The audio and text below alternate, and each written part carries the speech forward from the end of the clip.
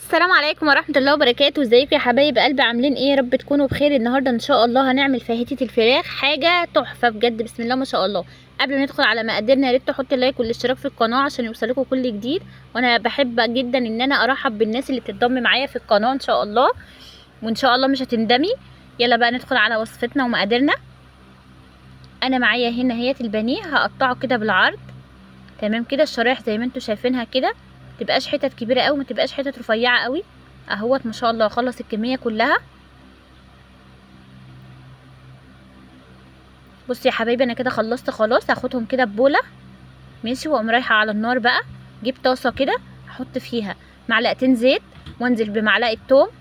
ممكن نستبدل التوم ده ببصل، مفيش اي مشكله ماشي. هفضل اشوح فيه لغايه لما يبدا يصفر معايا، واقوم منزله على طول فيه البانيه، وافضل اقلب فيها كده لغايه لما تبدا لونها يتغير. اول ما لونها يتغير كده احط بقى معلقه سر بجد من ماجي، معلقه شيش طاووق كده من ماجي ماشي، واحط بقى فلفلايه حمرا وفلفلايه خضراء ماشي. بسم الله ما شاء الله، ما ضفتلهاش اي حاجه، بجد اختراع. ايه رايكم في الجمال والحلاوه؟ هفضل اشوح فيها لغايه لما تبدا ان هي تاخد اللون معايا.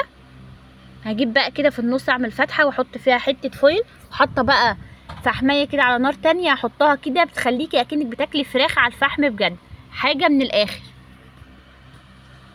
خلاص كده البخار يبدا يطلي يعني اهوت كده. خلاص انا خلصت، هشيلها بقى كده اهوت. وايه رايكم في الجمال والحلاوه؟ بسم الله ما شاء الله، الله اكبر. ايه رايكم؟